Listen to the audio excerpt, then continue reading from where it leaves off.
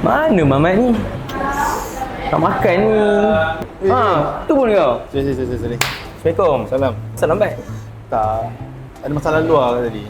Salah luar? Ni kereta aku tak boleh start. Lepas tu aku call towing, so angkat. So tadi aku naik bas. Lah, naik bas ke? Sorry, Tak hal, tak apa. Asalkan kau sampai, kau dapat enjoy apa yang nelayan dapat untuk kita hari ni. Nelayan? Asal apa kena nelayan dengan makanan ni? Sebab nama makanan ni Sizzling Seafood Treasure Fisherman Catch. Ada fresh sotong, ada fish. Tu dah nampak fresh. Ada kupang. Kupang kan?